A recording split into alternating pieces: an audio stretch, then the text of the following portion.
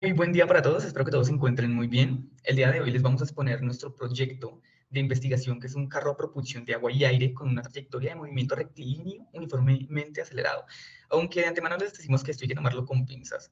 Los integrantes del grupo investigador fueron mi persona, Miguel Rayo, Santiago Moreno, Juan Rubiano, Kevin Jerez y Andrés Lucignani. El docente acompañante para realizar esta actividad fue Oscar Benavides. Y pues nada, comencemos. Para la realización del carro se plantearon diferentes objetivos. El primer objetivo es que la construcción de este se hiciera a partir de materiales 100% reciclados. Se plantearon diferentes objetivos como que el carro pudiera alcanzar una distancia máxima en funcionamiento de 20 metros y que el peso no fuera mayor a 2 kilogramos. Nuestro vehículo, estando vacío, tuvo un peso de 931 kilogramos. Entonces, a esto le sumamos 1 kilogramo, que fue de 1 litro de agua, antes de que empezara a funcionar el chorro, y para que alcanzara un peso aproximado justamente de los 2 kilogramos.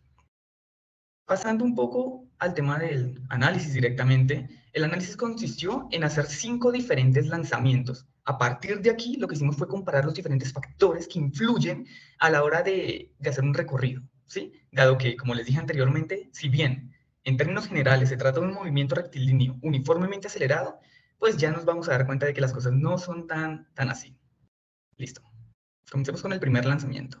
Para el primer lanzamiento, si podemos analizar la gráfica de posición contra tiempo, nos damos cuenta que los valores de posición inicial aparecen en negativo, si los podemos mirar en la tabla, parecen estar en negativo, lo cual puede ser debido a una referencia de posición diferente en el programa Tracker al momento de hacer el análisis de los datos. ¿Sí? Sin embargo, la posición parece aumentar a lo largo del tiempo, pero hay unas aclaraciones que es con unas fluctuaciones notables en la aceleración. Por otra parte, también podemos ver en la tabla de datos que hay anomalías o inconsistencias en los datos alrededor de los 0.53 segundos, donde faltan datos de la posición, y esto puede variar los datos del análisis. En cuanto a la velocidad parece aumentar con el tiempo, y pues también en el gráfico se puede ver un hueco que existe por los datos faltantes en los 0.53 segundos. Sin embargo, se acopla bien el modelo matemático y el R al cuadrado, que nos da un valor muy aproximado a 1, lo cual nos indica que los datos fueron pues, bien tomados a pesar de los datos que están faltando. Por último, la aceleración varía en magnitud y dirección a lo largo del tiempo, indicando que el auto no está sometido a un movimiento uniformemente acelerado. La aceleración alcanza valores muy altos en positivo y en negativo, lo que puede implicar desaceleración brusca o cambios en la dirección del movimiento. Y finalmente podemos observar que la velocidad aumenta en general, lo que es esperado si el objeto está siendo acelerado. La posición también aumenta, lo que es consistente con el movimiento hacia adelante, pero la aceleración varía notablemente en magnitud y dirección, lo que sugiere, y podemos ver en el video, que el movimiento no es uniformemente acelerado y puede haber cambios en velocidad o dirección del auto. Ahí podemos ver que el auto tuvo una desviación, un derrape, y por eso podemos ver el cambio, sobre todo en la aceleración y en la velocidad, que tiene un pico negativo, lo que también influye en el trabajo, que termina disminuyendo drásticamente. Sin embargo, en la última posición del trabajo, podemos ver que el valor que nos arroja la tabla es 10.56, la velocidad es 4.76, y si tenemos en cuenta que el trabajo es un medio de la masa, que en este caso es 0.931 kilogramos, que es lo que pesa el carro vacío, cuando llega al final, por la velocidad al cuadrado. Entonces nos da los 10.56 joules de trabajo que está realizando para este primer lanzamiento. Continuando con el lanzamiento número 2, pues bueno, observando la gráfica de posición contratiempo, podemos ver que es muy parecida a la que acaba de explicar mi compañero. El tipo de función claramente es el mismo, sigue siendo una función cúbica. El coeficiente de Pearson pues nos lo indica, ya que es de casi perfecto, 0.99. Pues el análisis la verdad es que es muy parecido. A medida que avanza el tiempo, la posición de nuestro vehículo obviamente va incrementando. Eh, la velocidad La velocidad nos dio el modelo matemático que nosotros establecimos, que es una parábola. Como vemos, justo, bueno, sí, prácticamente a la mitad del trayecto es cuando alcanza el punto más alto. Y después de este punto empieza a decaer la velocidad, dándonos así la parábola. Y la aceleración, también tuve unas variaciones demasiado grandes, por los que no puedo decir que este lanzamiento fue movimiento rectilíneo uniformemente acelerado, ya que hay, o sea, se sigue la línea de tendencia, que es una lineal, o sea, es una pendiente negativa. O sea, entonces empieza desde acá, ni siquiera empieza en cero, empieza en 10 y empieza a decaer con valores ahí más o menos, pero hay picos demasiado altos y bajos, por lo que no se sigue la tendencia que debería tener. Y pues en cuanto al trabajo, si aplicamos la misma ecuación de la energía a los valores que nos da acá de masa y velocidad, nos arroja un resultado muy aproximado a los 9,78 joules. Listo, entonces si quieren empezamos viendo un momentico el video de Tracer, porque para este lanzamiento hubo una variación considerable, ya que a partir de los 17 metros aproximados el carro tuvo una afectación externa y derrapó saliéndose de su posición inicial. Ya ahora sí, si volvemos a las gráficas, un segundito, podemos concluir que pues la posición aumenta, obviamente, con respecto al tiempo, que tenemos un aumento gradual en la posición a medida que se avanza el tiempo. Hay cambios bruscos en cuanto a la posición debido a este pequeño derrape o desviación que tuvo el vehículo. En cuanto a la velocidad, también es una parábola, como los anteriores estudios, los anteriores análisis, donde el desplazamiento del carro comienza en una velocidad cero y donde observamos que a medida que pasa el tiempo, la velocidad varía mostrando momentos de aceleración y desaceleración. En un momento se produce una desaceleración brusca debido a esta desviación que tuvimos justamente en el video anterior. Con respecto a la aceleración, pues también podemos ver que varía bastante mostrándonos tramos de aceleración positiva, aceleración negativa, debido a todas las variaciones que tenemos respecto al terreno y a factores externos, como el derrape imprevisto que tuvo el vehículo. Vale. ¿Listo?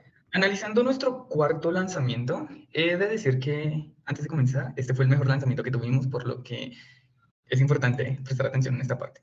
Para la primera gráfica, que fue la de posición contra el tiempo, pues ya, como lo dijeron mis compañeros anteriormente, nos dimos cuenta de que efectivamente el modelo que mejor cuadraba con el dibujo que se ve pues, en la gráfica, en el plano, era de grado 3. ¿Esto por qué lo sabemos? Esto fue simplemente prueba y error. Inicialmente creíamos que era una parábola, pero no. Intentándolo varias veces, al final concluimos que se trataba de un modelo matemático de grado 3, porque es el que más se acomoda básicamente. Por lo tanto, si esta es la posición, al tratarse de una función cúbica, no es posible determinar cuáles son los valores de los coeficientes, básicamente. Los coeficientes que acompañan a la variable independiente. Por lo tanto, en cuestión, en relación a este modelo, lo que nosotros hicimos fue aferrarnos o actuar en base a las aproximaciones que nos arrojaba el tracker. Por ejemplo, la función es básicamente, la función de posición está dada por delta de x es igual a por t, ya que depende del tiempo elevado al cubo, ¿no? Más b por t elevado al cuadrado, más c por t, más d, ¿vale? Al tratarse de una función cúbica, ¿vale? Pues como ya lo dije anteriormente, no se puede determinar. Pero los valores de los coeficientes que nos arroja el tracker fueron los siguientes, de 0.517.6 para el valor de A, 3,6958 para B, 0.9399 para el valor de C, y 0.2571 para el valor de D. En el primer segundo del movimiento, si nos ponemos a ver un segundo ahí la gráfica, nos podemos dar cuenta de que el factor de crecimiento, con el que crece la gráfica, valga la redundancia, es muy variable, al menos en ese primer segundo. Sin embargo, a partir de este podemos ver que el crecimiento, el factor de crecimiento de la gráfica de posición es como bastante constante.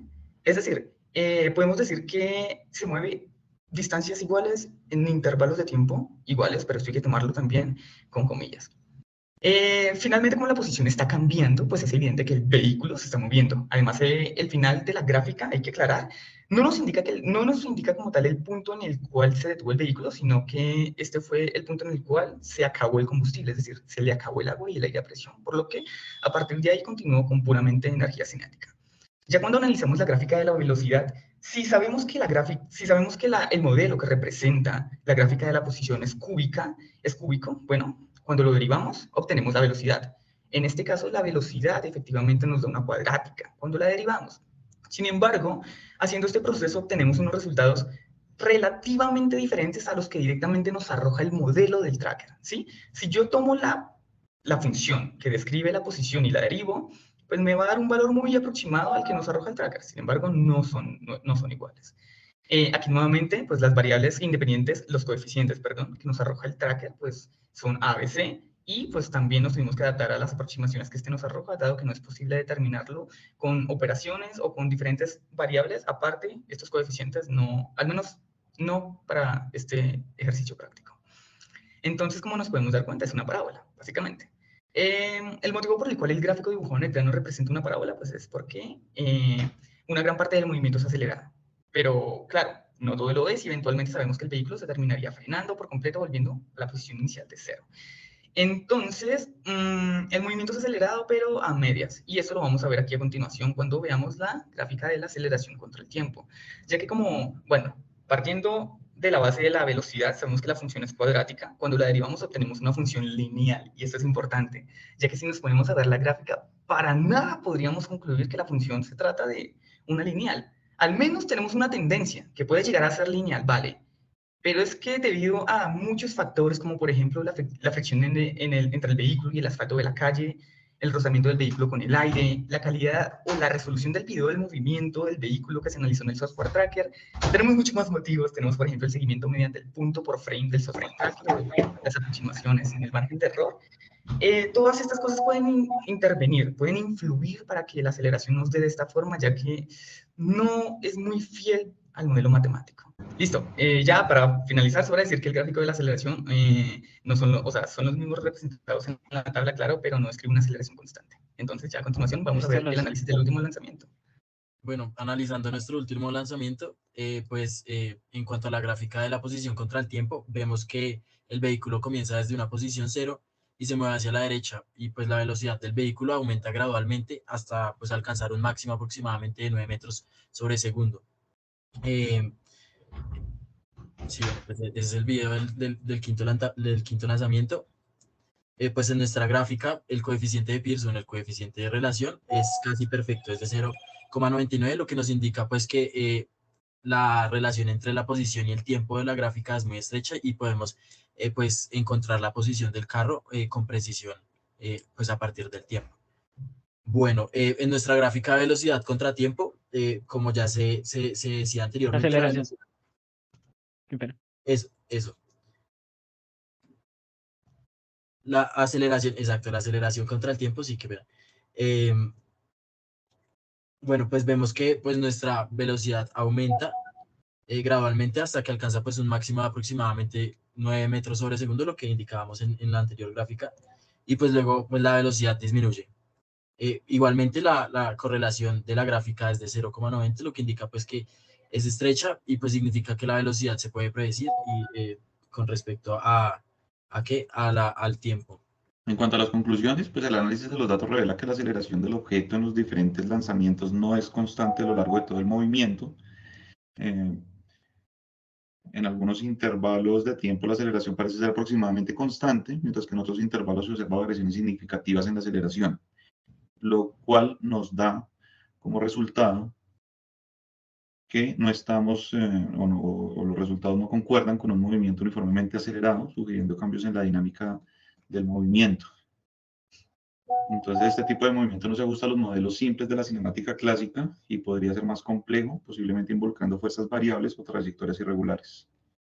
Por lo que efectivamente, si bien podríamos decir que se trata de un movimiento rectilíneo uniformemente acelerado, pues los diferentes factores que influyen en el sistema, de tal manera que las gráficas no concuerden del todo, al menos en la de la aceleración, pues como que desmienten esta primera tesis que podríamos extraer o concluir al respecto.